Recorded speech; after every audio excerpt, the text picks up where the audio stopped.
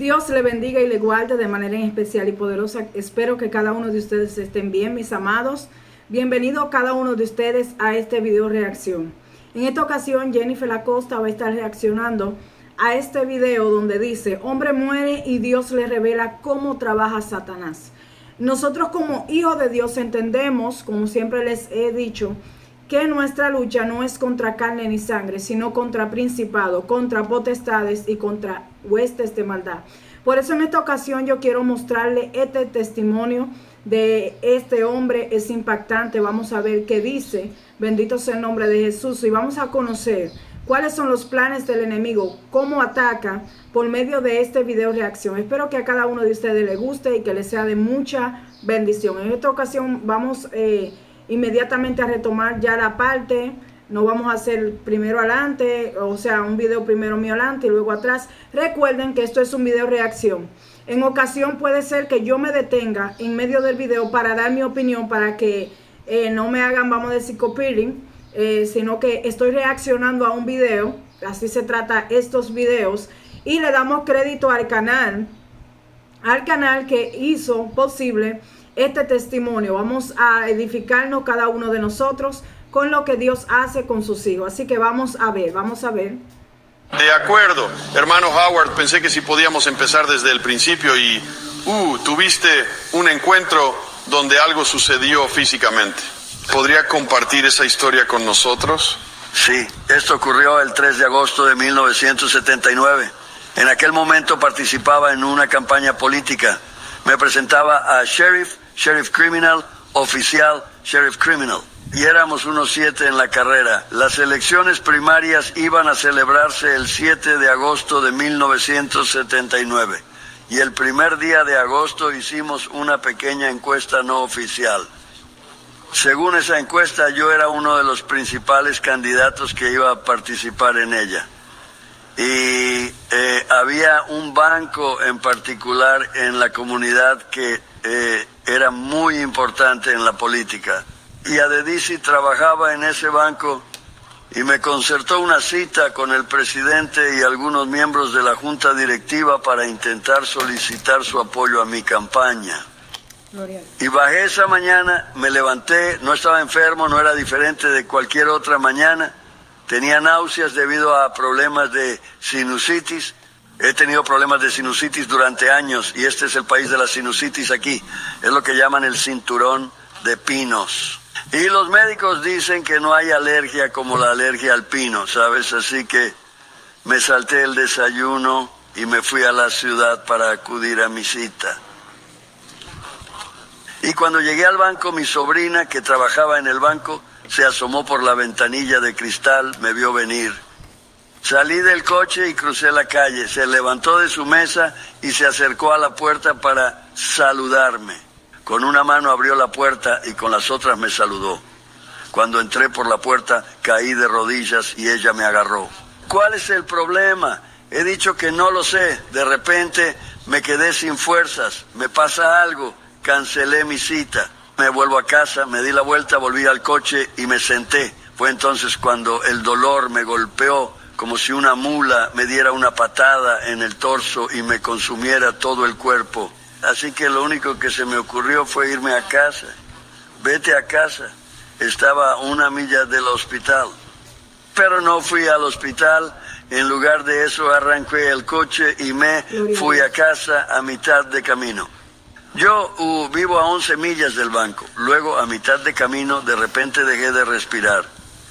Sentía como si mi ropa me asfixiara literalmente hasta la muerte. Rompo mi coche justo en una parada en medio de una autopista muy transitada y sentí que mi ropa me asfixiaba y empecé a tratar de arrancar de ellos. Y de alguna manera, no sé cómo, pero de alguna manera darse cuenta de que había entrado en pánico. Y cuando me tranquilicé a la fuerza, podía respirar con dificultad, pero podía respirar. Y sabía que me estaba debilitando porque tenía hemorragias masivas. Pude arrancar el coche y hacer el resto del camino hasta casa. Cuando llegué, no había nadie en casa. La esposa se había ido a alguna parte. Todos los niños iban a la escuela, pero me costó salir del coche. Todo es un poco confuso sobre cuánto tardé en salir del coche. Simplemente no puedo, pero bueno, entré en la casa y me caí al suelo dentro. No había estado allí mucho tiempo hasta que ella entró. Mi mujer entró. De un vistazo reconoció la gravedad de la situación. Ella me levantó, de vuelta al coche, y me llevó corriendo a la ciudad, a la misma ciudad de la que vengo, en la clínica familiar. Y justo cuando aparcó, uno de los médicos aparcó justo delante de nosotros. Pero corrió, abrió la puerta e intentó sacarme del coche. Para entonces estaba tan débil que no podía ni levantar la mano. Perdí mucha sangre. Y cuando ella tiró de mí, Joel literalmente cayó de mi coche en mi cara. El médico salió de su coche, vio esto, se apresuró a echar una mirada a 8. Él sabía que yo ya estaba en estado de shock. Ellos no sabían lo que me había pasado porque yo estaba en estado de shock, pero él sabía que yo estaba en estado de shock. Más tarde me contaron lo que había pasado. Hay una arteria principal que atraviesa la parte posterior del estómago. Se había formado una úlcera en esa arteria. Bueno, lo llamaron silencioso porque no me dio ningún síntoma. Y se había comido lentamente la pared de esa arteria hasta que se hinchó. Lo llamaron aneurisma. Siguió hinchándose hasta que llegó a un punto en que la pared era muy fina. El día que entré en ese hospital, quiero decir, en la puerta del banco, había llegado a un lugar. La pared era tan delgada que no podía soportar la presión, los latidos del corazón. Simplemente estalló, como si reventaras un globo. Y esa fue la hemorragia masiva. Bueno, si ustedes se dan cuenta, hay muchas personas que en ocasiones tienen enfermedades silenciosas, que no dan ningún tipo de síntoma, que no dan ningún tipo de señales, pero ya a este caballero, a este siervo, la enfermedad que estaba era una enfermedad silenciosa, como él dice, que no le dio ningún tipo de señal, sino ya hasta el último momento, mis amados. Vamos a seguir escuchando este poderoso testimonio, que sé que les será de mucha bendición para cada uno de ustedes. Apresuraron, llamaron a una ambulancia, me llevaron del hospital local, de la clínica familiar al hospital local. Me tuvieron allí toda la noche. A la mañana siguiente, 3 veces durante la noche, me sacaron del shock. A la mañana siguiente mi médico vino y dijo, tenemos que moverte. Tenemos que tener más equipo, tenemos que tener más técnicos cualificados, tenemos que tenerlos a toda prisa. Así que vamos a enviarte al Centro Médico Regional de Macomb, Mississippi. Me metieron en una ambulancia, me conectaron a toda esa maquinaria, asignaron a mi mujer, permitieron que mi mujer fuera con nosotros, asignaron a un paramédico para que me atendiera. Ahí nos fuimos postodio. 19 millas antes de llegar al hospital, perdí el conocimiento, pasé a un mundo de oscuridad. Era tan oscuro que no hay palabras en el lenguaje humano para describir el cruce del velo. Pero me desmayé en esta oscuridad, sentí. Miren lo que dice, el cruce de velo. Esto es como, vamos a decir, ya cuando la persona ya está cruzando al otro lado, pero a lo contrario, ya él entró, vamos a decir, en un estado de muerte. En un estado de muerte y sintió oscuridad. Vamos a seguir escuchando lo que él dice. Escuchen muy bien. Realmente me sentí abandonada, sola. Era la primera vez que experimentaba ese tipo de oscuridad. No había luz. Y entonces de repente vi algo que salió de la parte superior de esa oscuridad. Y era como una cinta que giraba así mientras bajaba. ¿Alguna vez has visto esos desfiles confederados en Nueva York? Donde tiran a ese confederado por la ventana y da vueltas hacia abajo. Eso es lo que la cosa parecía, una sola. Y llegó, y lo vi, llegó hasta abajo, justo delante de mí. Ahora no puedo decirte cómo lo vi, porque lo vi sin luz, sin nada de luz. Es oscuridad total, pero vi una cosa igual a esta cinta. Pasa por delante de mis ojos y gira así 3 veces, y cada vez que giraba, leía. Es el versículo de la Escritura, Hebreo, capítulo 9, versículo 27. Está establecido para todos los hombres que mueran una sola vez después de esto, el juicio. A todos los hombres está destinada la muerte después del juicio. 3 veces giró esa cosa y 3 veces la leí. Entonces me di cuenta de que era la forma en que Dios me revelaba sobrenaturalmente que había llegado el momento de mi muerte. Todos sabemos que nos morimos, pero ya sabes, siendo humanos, hemos lidiado con eso. Lo tratamos en nuestro subconsciente. En realidad, consideramos la muerte física como algo que les ocurre a los demás. A los demás no les pasa. Nos lo quitamos de la cabeza y seguimos adelante. Si no, nos volvería locos. Nos lo quitamos de la cabeza y seguimos adelante. Pero cuando te das cuenta de que no son los demás, sino tú, todo adquiere una nueva perspectiva. Entonces no quería morir. Me fui de casa para ganar unas elecciones. No morir. Morir sería una derrota total. Así que recé una oración muy breve y directa. Le pedí a Dios que alargara mi vida. Conocía el hecho de que tenía un precedente en su palabra de vida prolongada.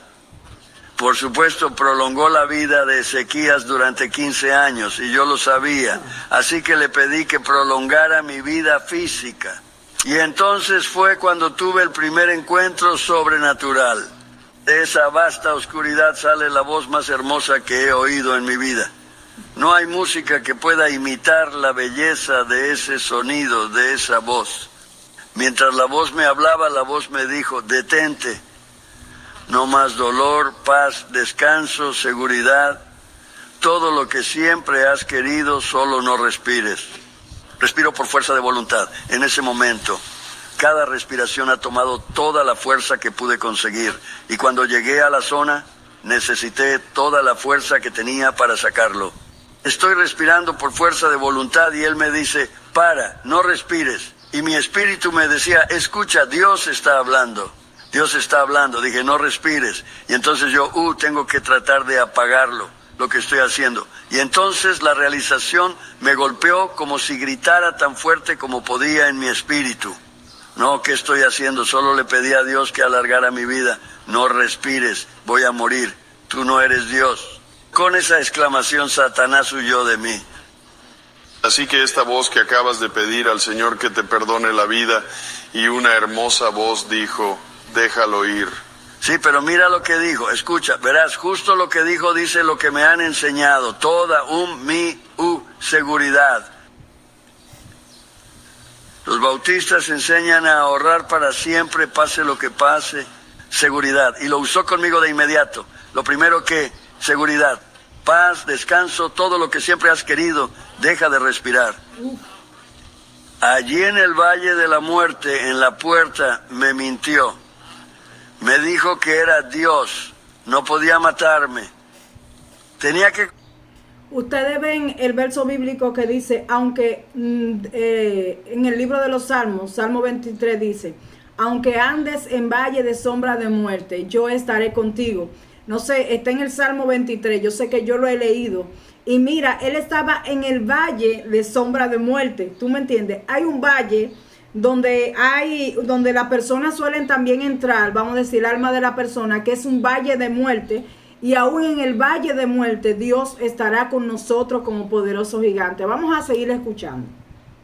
Conseguir que me suicidara. Será mejor que conozcas al Espíritu que te habla. Todos llegaremos a ese mismo lugar. Yo lo llamo el velo. El velo no está en este mundo ni en el otro. Es la puerta entre los dos.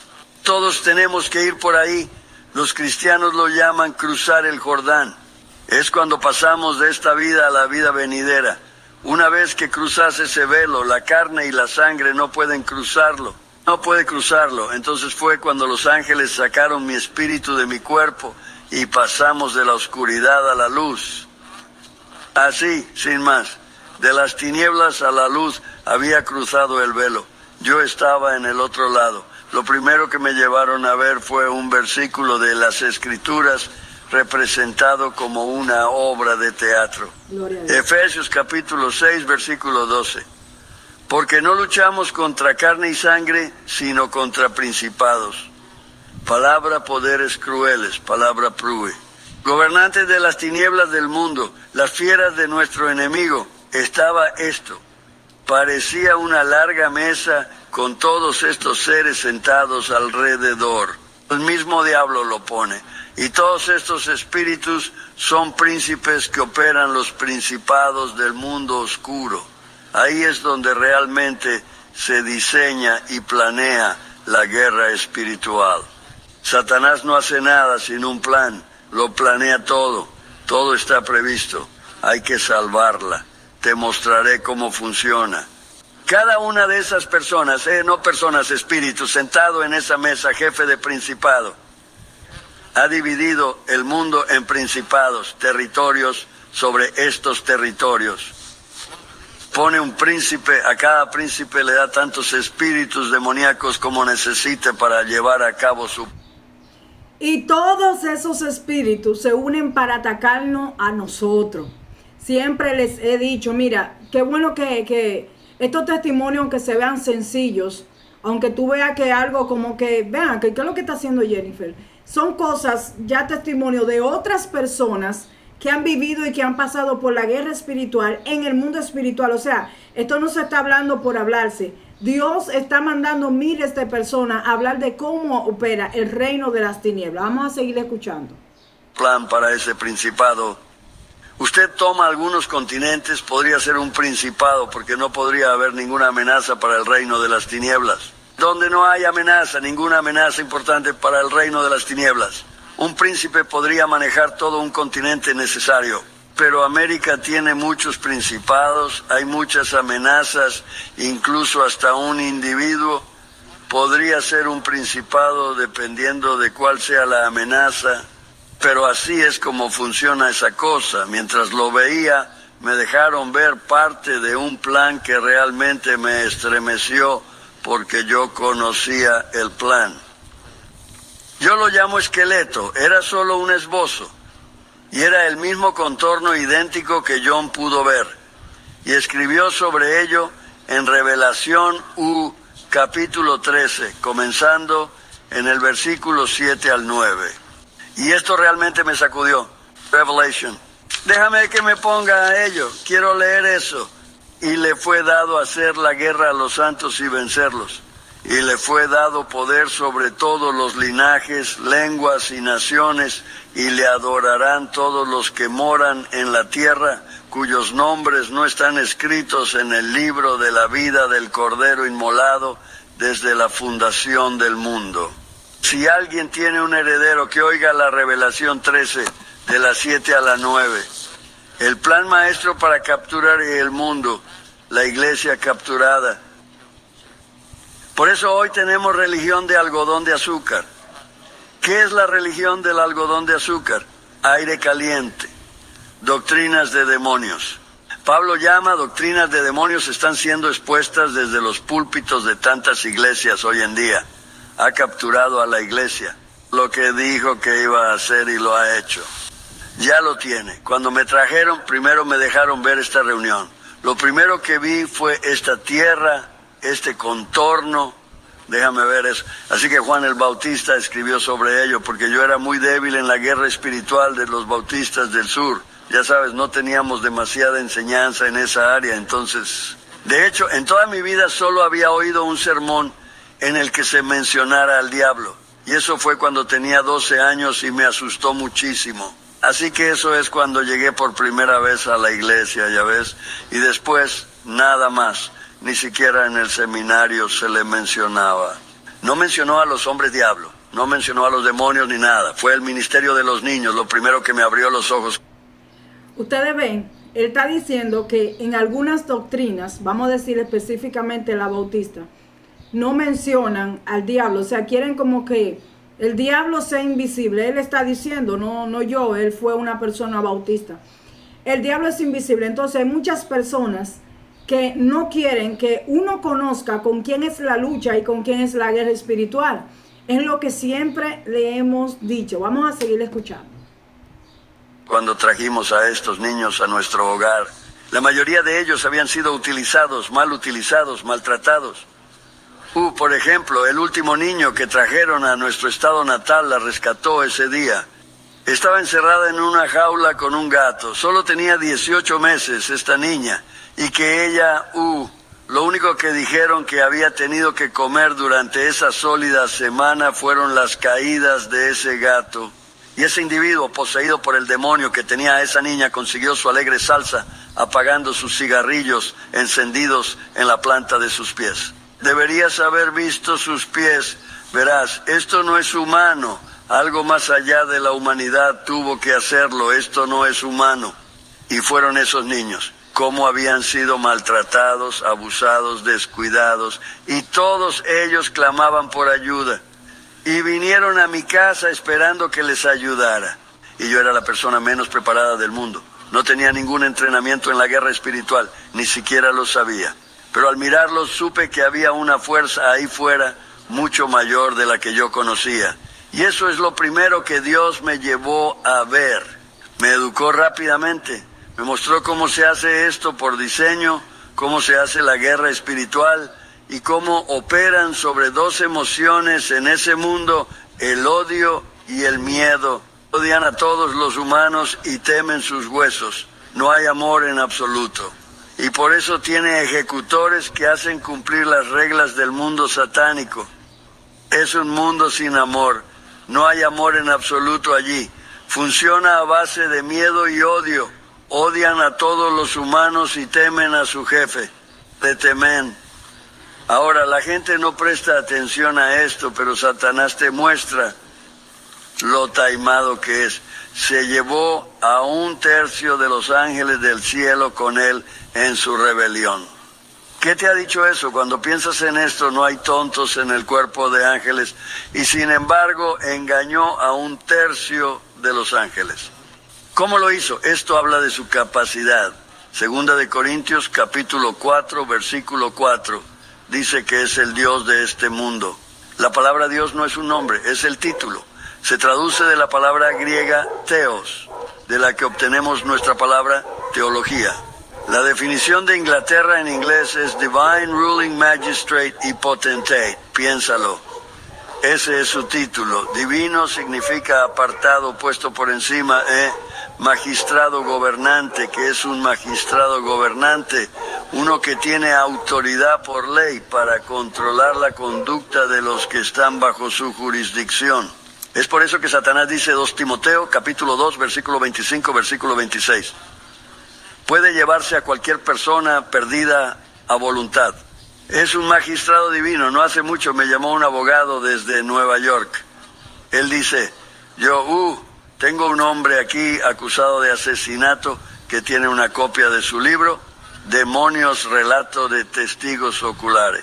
Ahí dice que el diablo puede hacer que la gente haga lo que él quiera. Quiere que vengas aquí y testifiques que el diablo lo obligó a hacerlo. Dije, bueno, si me envían una citación, vendré y testificaré lo que dice la Biblia. Lo que he escrito es lo que pone. Dice que de acuerdo. 2 semanas después me volvió a llamar. Él dijo, conseguiré la citación. 2 semanas más tarde me llamó y me dijo, el juez, fuera de aquí, hombre, no voy a abrir esa lata de gusanos en este tribunal. Me dejó ver el Dios de este mundo en el trabajo y Él es un Dios. Toda esa gente ahí fuera sirviéndole y no lo saben. No lo saben. Los más fuertes son sus príncipes, están en la cima. Son de la gigantesca orden guerrera de los demonios. En realidad eran ángeles que cayeron con Él. Y los ángeles son, ya sabes, tienen algunos ángeles que parecen a animales, algunos que parecen pájaros. Todos están descritos en la Biblia, son diferentes. Y tienen el ángel de la guarda, se parece a un ser humano. Y es por esto que la revelación dice, Hebreos dice cuando trates con extraños, ten cuidado. Muchas veces tratas con ángeles sin saberlo. Ahora, hermano Howard, buenas obras que tomaste, niños maltratados. Eras un oficial de policía, tú serviste. Pero pasó algo y dijo que tus obras no eran aceptables para él. Sí, él dice, cuando estaba delante de él para defender mi caso, los ángeles me llevaron allí para defender mi caso. Porque todo el tiempo me mantuve preguntándole, ¿va a dejarme vivir? Sabía que mi espíritu se había atravesado, había cruzado el velo. La carne y la sangre no pueden ir allí. Y sabía que la única forma de volver, Dios tendría que permitirlo. y seguí pidiendo a los ángeles cada vez yo todavía. Viera lo que viera, seguía enamorado de este viejo trozo de arcilla. Así que me llevaron allí y me dejaron alegar. Me llevó a la puerta, no entré, llegué a las puertas del tercer cielo y me dijeron que había 50 santos a los que se les permitía entrar por las puertas del cielo, pero no me dejaron entrar. Dijeron, me detuvieron. El ángel me detuvo allí y me dice, bueno, llegué a la puerta y me dice, si entras no puedes salir. Tienes que quedarte hasta que te traiga de vuelta. Dije, si no puedo salir, entonces eso significa que mi vida física ha terminado. Y me dijiste que podía preguntarte, Ángel Dillo, puedes preguntarle, pero te paras fuera de esta puerta y le preguntas. Y así lo hice. Vine y se me permitió defender mi caso. Y yo estaba suplicando a Dios que no podía ver, pero yo sabía que era el silencio total mientras que alegar mi caso. Le decía, le recordé todas mis buenas obras. Le conté todo lo que había hecho, todas las cosas. En eso me basaba, en mi buen hacer. Le conté todo eso. Cuando yo lo era. Nunca dijo una palabra hasta que terminé. Cuando terminé me contestó con una voz que parecía un trueno. No se parecía en nada a la voz que Satanás había usado con él. Él dice, comenzó, voy a tratar de citar textualmente exactamente lo que dice. Mira lo que él dice. Él ha escuchado la voz de Dios. La voz de Dios es una voz de estruendo, de mucha agua y de mucha trompeta, para que usted vea, pero al principio quiso confundirlo con una voz suave, con una voz apacible y con una voz que ya él podía descansar, que ya se podía quedar tranquilo. Pero mira lo que él dice, que la voz de Dios sí era una voz de estruendo y de autoridad y de mando. Vamos a seguir escuchando. Tu fe está muerta, tus obras son en vano. La vida que viviste y me ofreciste como una vida de servicio cristiano es una abominación que rechacé en el fariseo. ¿Qué te hizo pensar que lo aceptaría de un cristiano de tipo laodiceano? De hecho, millones de personas llevan el mismo tipo de vida que tú y están en peligro de mi ira eterna, el Dios viviente. No podía creer que me estuviera hablando a mí. Soy un predicador, soy profesor, le hablé de todas mis buenas obras, de lo que había hecho. Ya sabes, y le dije, no, Señor, no lo hagas. Espera, ¿tú no lo entiendes? ¡Wow! Esto no es palabra para que nadie se gloríe. Él le mencionó todas las buenas obras. Aún así, Dios dice que rechazaba su cristianismo. ¡Wow! Digo, no hiciste esos trabajos para mí. Los hiciste por un Dios falso. Dije, Señor, trabajé para usted. Te llamaba Señor todos los días. Sí, lo hiciste, pero nunca me hiciste Señor. ¿Qué diferencia llamarle Señor? Le da un título para hacerlo Señor. Lo asciende a gobernante de la vida. ¿Quién es tu Señor? Pero Señor, te estaba sirviendo. No, no lo estabas. Has servido a un Dios falso. Luego lo nombró el falso Dios vendedor número 1 de Satanás. SELF. Al instante supe que todo lo que decía era cierto. Si me hubiera cogido y me hubiera dejado caer en el infierno, habría dicho amén. Pero no podía moverme. Estoy tumbado en el espíritu. No podía moverme. No podía moverme. Vinieron ángeles y me llevaron. Me sacaron y me dejaron recuperar la compostura y me trajeron de vuelta y me dejaron alegar por segunda vez. La segunda vez no abrí la boca. Entonces empezó a hablarme en tono compasivo mientras me decía. De repente me di cuenta de que era mi padre y le hice daño. Estaba sufriendo por mí. El Dios que creó todo esto estaba sufriendo por mí. El más pequeño e insignificante trozo de carne que tenía. Estaba sufriendo por mí, nada importaba, no le pedí mi vida, no le pedí nada más. Pero cuando esta vida no significaba nada, me la devolvió, me envió a hacer lo que había hecho, me dio un mensaje de 5 puntos para la iglesia y me impuso 2 restricciones. Restricción, una era que no debía pedirle a nadie que escuchara esto porque me enviaba a su iglesia. No sabía cuál era su iglesia, pero sabía cuál era su iglesia. me enviaba a su iglesia. Todo lo que tenía que hacer era ir a donde me pidieran. Cuando recibo una invitación, la dejo, voy cuando puedo, y si no debo ir allí, cerró la puerta. Pero si abriera la puerta, ningún hombre la cerraría. Y así se ha dicho siempre. El mensaje de 5 puntos que me dio, el punto 1, este es el punto número 1. Esta es la era de la iglesia Laodicea en la que vivimos hoy. Esta es la era de la iglesia Laodicea, donde la inmensa mayoría de los llamados cristianos son solo eso, llamados así. Son profesores de boca y no poseedores de corazón, y a menos que despierten los vomitará por la boca. Prometió hacerlo, pero les dio una oportunidad. En su palabra le dio una oportunidad, si se despiertan. Punto número 2, tu adversario es un adversario personal y poderoso. Satanás, el diablo, lo es o está ungido. Punto número 3, si alguna vez esperas tener algo del poder de Dios manifestado en tu vida, vas a tener que vivir la vida, no hablarla. Tienes que caminar. Y punto número 4, como fue en los días de Noé, así será en los días de la venida del Hijo del Hombre. Lo que está diciendo allí, mantener el ojo en el cielo oriental porque la redención se acerca, porque hemos llegado a los días de Noé, una vez más. Y miramos en la historia y en la Biblia para ver cómo era en los días de Noé. Y vemos que la humanidad tenía solo 2 prioridades, la riqueza y el placer, riqueza y placer, riqueza y placer. Todo lo demás es secundario, así era en los días de Noé. Y dijo que iba a ser ese día de esa manera otra vez, y hemos llegado a ese estado. Punto número 5. Ahora, este es uno que realmente el principal, uno por el que me envió de vuelta, y mucha gente lo comprende. Lo que dijo fue, déjame volver a Mateo. Mateo, al escribir, estaba citando a Juan el Bautista cuando dijo esto. En el capítulo 3, versículo 11 y 12, dijo, yo ciertamente os bautizo con agua para arrepentimiento, pero el que viene después de mí es más poderoso que yo, cuyos zapatos no soy digno de llevar. Él os bautizará con Espíritu Santo y con fuego, cuyo abanico está en su mano, y purgará a fondo su suelo y recogerá su trigo en el granero, pero quemará la paja con fuego inextinguible. El bautismo del Espíritu Santo, por así decirlo, va a venir con fuego, va a quemar la paja en el cristiano.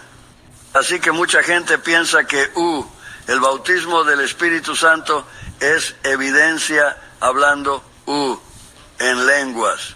Bueno, puede ser, pero por la misma razón, la evidencia real es el fuego quemando la paja del individuo, y eso va a tomar tribulación. ¿Cómo resumiría entonces ese 5º punto? El 5º punto es el bautismo del Espíritu Santo, el verdadero bautismo del Espíritu Santo. Tenemos algunas personas que vienen a las iglesias a hablar en lenguas todo el día e ir a la lengua honky, primera cosa, lunes por la mañana. Ya sabes quiénes son, pero el fuego se acerca. El verdadero bautismo del Espíritu Santo va a traer fuego en la paja de la vida del individuo. Esos son tus 5 puntos para la iglesia. Y ese fue el mensaje del Señor. Te di el mensaje de 5 puntos a la iglesia. Y no sabía dónde estaba la iglesia, porque todo lo que se hace llamar iglesia no es una iglesia. Hermano Howard, usted vio una cierta cantidad de personas morir y entrar en el cielo, pero sí, Señor, al mismo tiempo, ¿cuántos? ¿Qué fue lo que el Señor te mostró acerca de las personas que no llegaron al cielo? El 97% no lo logró, 2000. Me enseñaron su cosecha durante 15 minutos seguidos, 15 minutos que transcurrieron el 3 de agosto de 1979, desde que el paramédico dio por muerto mi cuerpo hasta que llegó al hospital. En esos 15 minutos, 50, se me permitió ver 50 santos que van al cielo. Esa fue la suma total de su cosecha en el planeta Tierra durante 15 minutos. En esos mismos 15 minutos, 19, y murió más gente. Murieron 950 personas más. Solo 50 de 2000 llegaron al 2,5%. Colas de Milano fue exactamente lo que dijo en Mateo 7, porque muchos me dirán en aquel día, Señor, Señor, no hemos predicado. En tu nombre hemos hecho muchas obras maravillosas. En tu nombre hemos hecho todo este trabajo. Y dirá, apártate de mí y yo te renuevo, obrero de iniquidad. Nunca te conocí, nunca te salvaste. No es que te salvaras un día y te volvieras atrás a ti, nunca te conocí. Eras, no importa 2,5%, ahora me dejan ver eso, porque el 3 de agosto de 1979, esa era la condición del planeta Tierra. Si ese hubiera sido el día, la trompeta habría tocado tan fuerte que habría despertado a los muertos. Habría conseguido el 2,5% de la población mundial. 2,5%. Me permitió visitar el segundo cielo. Pero ahora tienen que estar, si en el tiempo que fue hace muchísimos años, imagínate cómo tiene que estar la iglesia ahora mismo, mis amados. Eso es algo terrible. Es algo sorprendente, de verdad.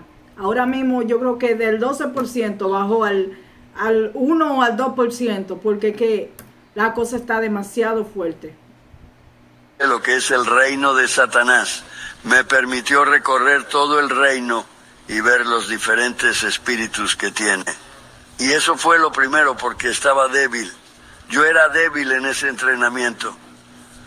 Sabes, a veces recuerdo que en el seminario teníamos profesores que venían y nos decían, una vez enseñar cómo ir al cielo era como escalar montañas. Bueno, ya ustedes saben, mis amados, aquí acabamos de ver este poderoso testimonio y espero que le haya sido de mucha edificación. Vamos ya a finalizar. Que la paz de Dios esté sobre su casa, sobre su familia, y espero que le haya gustado. Dios le bendiga, Dios le guarde. Esto fue Jennifer Acosta Reacciona. Hombre que revela los planes y cómo trabaja Satanás y qué Dios le dijo. Espero que esto nos sirva como iglesia y entendamos, bendito sea el nombre de Jesús, que Dios tiene un propósito para cada uno de nosotros. Recuerden, Satanás se le ha dado autoridad aquí en la tierra por un breve de tiempo, por lo tanto tiene poder. Tenemos que ser más astutos y más sabios y pelear contra él. Así que mis amados, Dios le bendiga y Dios le guarde. Nos vemos.